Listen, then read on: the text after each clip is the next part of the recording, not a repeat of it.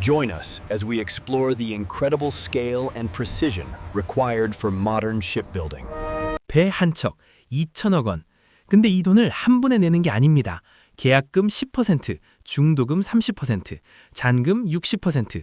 이 비율이 조선소의 생사를 결정합니다. 결제 조건이 왜 그렇게 중요하냐고요? 2015년에 이것 때문에 5조 원짜리 분식회계가 터졌거든요. 오늘 이 편을 보시면 보고서에 나오는 헤비테일, RG, 선수금이라는 단어가 무엇이고 왜 투자자가 이걸 봐야 하는지 이해하게 됩니다. 쿤바야입니다. 지용입니다. 바로 들어갑니다. 시작하기 전에 하나만 생각해 볼게요. 여러분이 자동차를 산다고 하면 어떻게 하세요? 딜러십에 가서 전시된 차를 보고 마음에 드는 걸 골라서 계약하고 타고 나오죠. 이미 만들어진 완제품을 고르는 거잖아요. 그런데 배는 다릅니다. 배는 이미 만들어진 걸 사는 게 아니에요. 그러면 어떻게 사는 건가요? 선주, 그러니까 해운사가 조선소에 이런 배를 만들어주세요 하고 주문을 넣는 거예요. 그러면 조선소가 설계부터 시작해서 2년에서 3년에 걸쳐 한 척을 만들어서 넘겨줍니다. 아, 완전 맞춤 양복. 기성복처럼 골라 사는 게 아니라 선주가 원하는 대로 하나하나 설계해서 만드는 거군요. 그러니까 배마다 가격이 다를 수밖에 없는 거잖아요. 좋은 비유입니다. 그것도 한 벌에 1,000억에서 3,900억 원짜리 맞춤 양복이에요. 그래서 조선업을 이해하려면 이 주문, 제작, 인도라는 전체 흐름을 알아야 합니다. 그러면 선주가 배를 주문하기로 결정했다고 치고요. 전체 과정을 처음부터 따라가 볼게요. 좋습니다. 첫 번째 단계, 상담과 견적. 선주는 자기가 운영할 노선의 특성, 화물의 종류, 항구의 수심 같은 것들을 고려해서 필요한 배의 사양을 결정해요.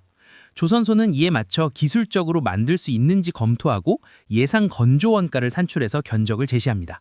자, 그러면 2단계에서 가장 중요한 변수는 뭔가요? 슬롯입니다. 슬롯은 특정 시기에 배를 만들 수 있는 도크의 공간이에요. 지금처럼 호황일 때는 이 슬롯 자체가 희소 자원이 됩니다. 선주들이 내 배를 언제 만들어줄 수 있느냐를 놓고 경쟁하는 상황이 되는 거죠. 슬롯이 부족하면 선가가 올라가는 핵심 요인이 됩니다. 보고서에 슬롯 소진 직전이라는 표현이 나오면 선가가 더 오를 수 있다는 뜻이겠네요. 투자할 때 이 시각이 중요하겠죠? 정확합니다. 두 번째 단계, 의향서 체결. 영어로 LOI, Letter of Intent라고 해요. 선주와 조선소가 대략적인 조건에 합의했다는 걸 문서로 확인하는 단계입니다. 아직 본계약은 아니에요. 약혼 같은 단계네요. 아직 결혼식은 안 했지만 반지는 낀 상태. 근데 2단계에서도 깨질 수 있다는 거죠? 그렇죠. 세 번째 단계, 본계약 체결. 가격, 사양, 납기, 결제 조건까지 모두 확정하고 정식으로 계약서에 서명합니다. 그런데 여기서 중요한 포인트가 있어요. 계약에 서명했다고 곧바로 효력이 발생하는 게 아닙니다. 서명했는데 효력이 안 생긴다고요? 네, 계약이 유효화되려면 두 가지 조건이 충족돼야 해요. 선주가 첫 번째 선수금을 입금해야 하고 조선소는 이에 대한 담보로 금융기관의 선수금 환급 보증, RG를 제출해야 합니다. 이 두 가지가 맞물려야 비로소 계약이 살아나는 거예요. 그럼 RG는 뒤에서 자세히 다루기로 하고 일단 계약이 유효해졌다고 치면 다음은? 네 번째, 설계. 기본 설계와 상세 설계로 나뉘는데 수만 장의 도면이 나옵니다. 보통 6개월에서 12개월. 다섯 번째, 자재 조달. 후판, 엔진, 프로펠러, 항해 장비 등을 구매합니다. 후판에 대해서는 뒤에서 자세히 다루겠습니다. 여섯 번째, 건조. 강제를 자르고 용접해서 블록을 만들고 블록을 조립해서 배를 완성합니다. 12개월에서 24개월. 이건 3편에서 공정 전체를 따라갈 거예요. 일곱 번째, 진수와 시운전. 도크에서 배를 바다에 깨우고 실제 바다에서 속도, 연료 소비량, 조종 성능을 테스트합니다. 여덟 번째, 인도. 시운전 통과 후 선주에게 배를 넘겨줍니다. 잔금이 들어오고 소유권이 이전돼요. 네, 상담, 견적, 의향서, 본계약, 설계, 자재 조달, 건조, 진수 시운전, 인도. 전체 2, 3년. LNG선은 3년 이상. 그리고 이 긴 시간이 조선업의 핵심 특성을 만들어요. 오늘의 수주가 2, 3년 뒤에 매출이 된다는 것. 이걸 이해하는 게 조선업 분석의 출발점입니다. 이제 가장 중요한 부분이에요. 수천억 원짜리 배의 대금은 어떻게 오가나요? 선주가 한 번에 내는 게 아니에요. 건조 과정의 주요 단계마다 나눠서 지급합니다. 이 결제 방식이 세 가지가 있는데 시장 상황에 따라 달라져요. 이게 조선소의 현금 흐름, 이자 비용, 환율 리스크를 결정하는 가장 핵심적인 재무 변수입니다. 자, 이게 투자자한테 핵심인 부분이에요. 돈이 어떻게 나뉘어 들어오는지 하나씩 뜯어볼게요. 먼저 스탠다드 방식. 가장 이상적인 구조예요. 전체 성과를 5단계에 걸쳐 각각 20%씩 균등하게 나눠봤습니다. 계약 시점에 20%, 강제절단 착공 시 20%, 용걸 거치 시 20%, 진수 시 20%, 인도 시 20%. 깔끔하게 5등분이네요. 조선소 입장에서는 건조 과정 내내 자금이 들어오니까 안정적이겠어요. 그런데요. 현실은 이렇게 이상적이지 않았습니다. 2008년 글로벌 금융위기 이후에 헤비테일 방식이 등장해요. 헤비테일, 꼬리가 무겁다는 뜻입니다. 구체적으로 어떤 구조예요? 계약금 얼마, 중도금 얼마씩 이런 비율이 정해져 있나요? 계약금 10%, 중도금 각 10%씩 3번, 그리고 인도 시점의 잔금 60%. 심한 경우에는 잔금이 80%에서 90%까지 가기도 했어요. 세상에. 그러면 조선소는 2, 3년 동안 배를 만들면서 돈의 대부분을 못 받고 있다가 인도할 때 한꺼번에 받는 거잖아요. 맞습니다. 이게 조선소의 3가지 치명적인 문제를 만들었어요. 첫째, 현금 흐름 악화.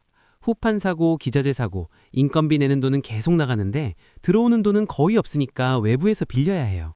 차입금이 늘고 이자 비용이 쌓이고 재무 구조가 나빠지는 거죠. 둘째는요?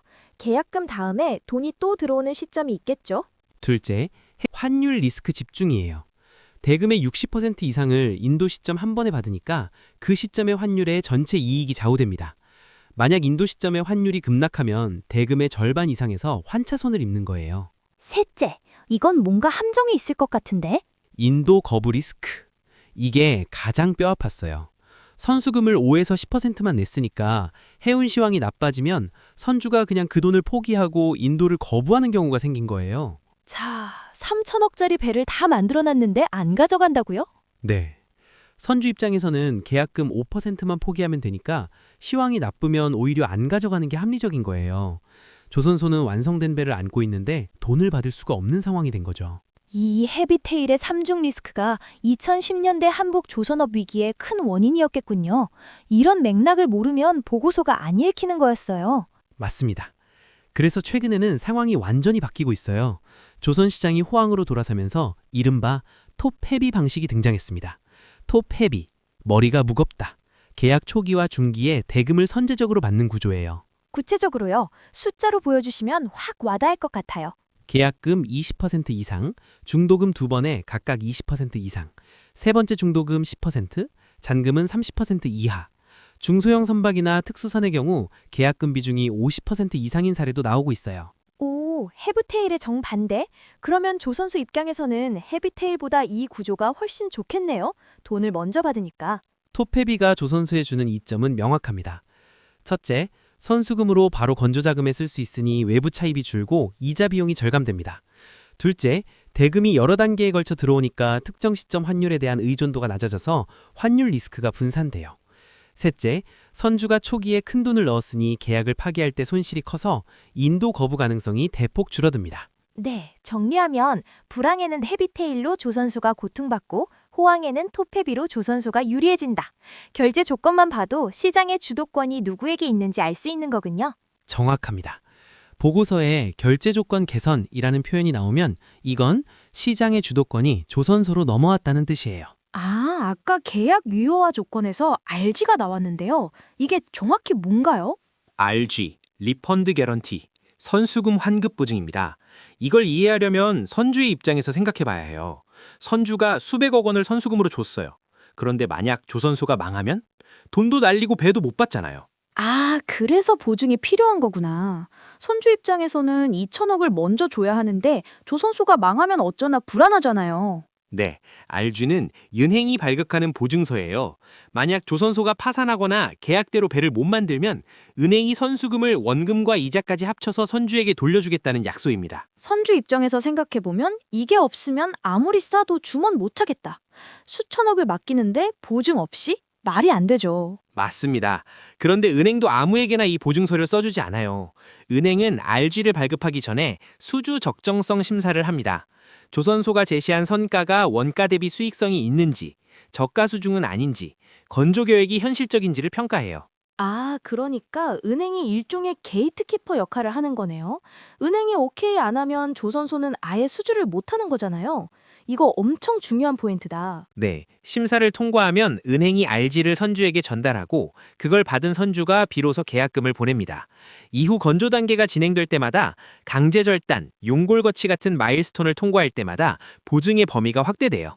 아, 그러면 RG가 조선소에게는 사업의 자격증 같은 거네요. 이게 없으면 수주 자체를 못 하는 거잖아요. 바로 그겁니다. 그리고 이 RG 때문에 실제로 비극적인 일이 벌어진 적이 있어요. 어떤 일이요? 뭔가 크게 터진 건가요? 2016년 STX 조선해양이 법정 관리에 들어갔습니다. 이때 문제가 된 게 RG예요. STX가 선주들에게 받은 선수금에 대해 은행들이 보증을 서줬는데 STX가 배를 못 만들게 되니까 은행이 선주들에게 그 돈을 물어줘야 하는 상황이 된 거예요. 이걸 RG콜이라고 합니다. 아, 그 금액이 얼마였나요? 최대 2조 원에 달했습니다. 2조 원이요? 보증 하나가 2조 원이라고요? 이건 은행 입장에서도 엄청난 리스크잖아요. 네. 성동 조선해양도 비슷한 시기에 위기를 겪었는데 여기도 1조 원대의 RG가 설정되어 있었어요. 조선소 하나가 무너지면 RG를 보증한 은행들까지 연쇄적으로 부실해지는 거예요. RG가 단순한 서류가 아니라 금융 시스템 전체의 리스크와 연결되어 있다는 걸 보여준 사건이었습니다. 이 사태 이후에 은행들이 완전 쫄았겠네요. 조선업? 보증 안 해. 이런 분위기가 됐을 것 같은데. 맞습니다. 은행들이 큰 트라우마를 겪고 RG 발급 한도를 매우 엄격하게 제한했어요. 그런데 이게 역설적인 문제를 만들었어요. 호황이 돌아와서 중형조선사들이 좋은 수주를 따왔는데 은행이 RG를 안 써줘서 계약이 취소되는 일이 벌어진 거예요. 배를 만들 기술도 있고 발주도 들어왔는데 금융이 막는 거잖아요. 네, 금융의 역설이죠. 그래서 최근 정부가 조선 RG 공급 확대 방안을 추진하고 있어요. 국책은행뿐만 아니라 신용은행까지 참여하게 해서 중형조선사들에게도 RG를 공급하는 겁니다. 이 정책 덕분에 K조선, 대한조선 같은 중형조선사들이 수주를 확대하고 흑자 전환에 성공하고 있어요. 시청자분들, 이거 기억하세요. RG라는 세 글자가 조선업 전체의 건강성을 좌우해요. 보고서에 RG 발급 여건 개선이라고 나오면 그건 산업 전체의 엄청난 호재예요. 오, 이제 가장 본질적인 질문이에요. 조선소는 어떻게 돈을 버는 건가요? 기본 공식은 간단해요. 선가 빼기 원가 같다 이익. 그런데 원가의 구조와 외부 변수를 뜯어봐야 진짜 그림이 보입니다. 오, 원가에서 가장 큰 항목은 뭔가요? 후판입니다. 두꺼운 철판이에요. 배의 선체를 만드는 가장 기본적인 재료인데 건조 원가의 약 20%를 차지하는 단일 최대 원가 항목이에요. 그리고 이 숫자를 기억해 주세요. 대형 조선사 합산 기준으로 후판 가격이 톤당 10만 원만 내려가면 원가가 약 4천억 원 절감됩니다. 세상에, 톤당 10만 원에 4천억이요? 후판 가격 하나가 분기 실적을 좌우하겠네요. 그래서 매년 상반기와 하반기에 조선사와 포스코, 현대제철 같은 철강사 사이에 후판 가격 협상이 벌어져요. 이건 양쪽 다 4월이 걸린 협상이에요. 철강사 입장에서도 후판이 매출의 약 15%를 차지하는 중요한 품목이거든요. 최근에는 철강제 가격이 안정세를 보이면서 선가 상승률이 원자재 상승률을 앞지르는 구간이 이어지고 있어요. 이러면 조선소의 마진 스프레드가 확대됩니다. 오, 나머지 원가 항목은요? 인건비가 큰 비중이에요. 조선업은 대표적인 노동집약 산업이거든요. 그 다음 기자재비, 엔진이나 항해 장비 같은 것들, 그리고 고정비, 도크와 크레인 유지비, 감가상각, 이자 비용, 이 고정비가 조선업의 특성을 만들어요. 어떤 특성이요? 달러로 받고 원화로 쓰는 구조니까 환율이 중요할 것 같긴 한데. 조선소의 도크는 거대한 고정비 덩어리예요. 배를 안 만들어도 하루에 수십억이 나가요. 그래서 가동률이 손익분기점을 넘는 순간 매출 증가분의 상당 부분이 바로 이익으로 전환됩니다. 이걸 영업 레버리지라고 해요. 반대로 가동률이 떨어지면 고정비가 고스란히 적자가 되고요. 오, 호황에는 레버리지가 이익을 극대화하고 불황에는 적자를 극대화하는 양날의 칼이군요. 저도 이 부분에서 퍼즐이 맞춰졌어요. 정확합니다. 최근에는 숙련 인력 확보와 생산 자동화를 통해 같은 시간에 더 많은 배를 인도하는 데 성공하면서 고정비 분산 효과가 극대화되고 있어요. 아, 외부 변수 중에 환율도 크다면서요? 네, 조선업은 매출을 달러로 받고 비용은 원화로 지출합니다. 원달러 환율이 올라가면 같은 달러를 받아도 원화 금액이 커지니까 이익이 늘어요. 그런데 조선사마다 환율에 대한 전략이 완전히 달라요. 3사가 다른 전략을 쓴다고요? 어떻게 다른 건지 궁금해요. 같은 조선업인데? 삼성중공업은 수주에게 100%를 환해지합니다. 환율이 올라도 추가 이익을 안 보지만 내려가도 손해를 안 봐요. 회사 스스로 환율로 인한 이익과 손해를 모두 갖지 않는 것이 우리의 환해지 해지 목적이라고 밝혔을 정도예요. 와, 100% 해지라니. 완전히 안정지향형이네요. 환율이 1,500원이 되든 1,200원이 되든 상관없이 실적이 일정하다는 거잖아요. 맞습니다. 반면 HD 한국조선해양과 하나오션은 수주액의 30%에서 50%만 환해지합니다. 나머지는 환율에 노출시켜서 고환율 시기에 환차액을 극대화하는 전략이에요. 잠깐, 이거 투자할 때 엄청 중요하지 않아요? 같은 조선업인데 환율이 오르면 어떤 회사는 이익이 뛰고 어떤 회사는 변동이 없다는 거잖아요. 환율 뉴스가 나오면 세 회사의 주가가 다르게 움직이는 이유가 이거였네요. 맞습니다. 최근 환율이 1,400원에 육박하는 상황에서 HD 현대와 하나오션은 환율 수혜를 크게 보고 있지만 삼성중공업은 수혜가 제한적이에요. 하지만 환율이 급락하면 삼성중공업이 더 안전하죠. 투자자라면 이 차이를 반드시 알고 있어야 합니다. 마지막으로 수주와 매출의 관계를 좀 더 깊이 살펴볼게요. 조선업은 공사 기간이 길어서 배를 인도할 때 매출을 한 번에 잡는 게 아니라 건조 진행률에 따라 나눠서 인식해요. 이걸 진행기준 수익인식, 영어로 POC라고 합니다. 자, 진행률은 어떻게 계산하나요? 지금까지 투입된 실제 원가를 전체 예정 원가로 나눈 비율이에요. 총 원가가 1,000억으로 예상되는데 300억이 투입됐으면 진행률 30%, 선가의 30%를 매출로 잡는 거예요. 그럼 합리적인 것 같은데 여기에 위험이 있다면서요? 핵심은 총 예정 원가가 변할 수 있다는 거예요. 후판 가격이 폭등하거나 설계 오류로 추가 비용이 투입되면 총 원가가 늘어나잖아요. 그러면 갑자기 수익성이 급격히 나빠지는 현상이 발생합니다. 업계에서 이걸 회계 절벽이라고 불러요. 그럼 과거에 실제로 터진 적이 있나요? 네, 2010년대 해양 플랜트에서 이 회계 절벽이 터지면서 한국 조선사들이 수조 원의 손실을 인식했어요. 그래서 지금은 금융당국이 원가 추정을 상시 점검하도록 규제를 강화하고 있습니다. 그리고 회계장부에서 두 가지 용어를 알아두시면 좋아요. 미청구공사와 초과청구공사. 어떤 뜻이에요? 보고서에서 본 것 같은데 그때는 넘겼거든요. 미청구공사는 공사는 진행했는데 선주에게 아직 돈을 못 받은 부분이에요. 장부의 자산으로 잡히지만 선주가 돈을 안 내면 부실 자산이 될 수 있어요. 헤비테일에서 이게 크게 쌓이죠. 반대로 초과청구공사는 선주에게 돈은 미리 받았는데 공사가 아직 그만큼 안 된 상태. 회계상 부채로 잡히지만 실제로는 현금을 미리 확보한 상태이기 때문에 매우 건강한 신호입니다.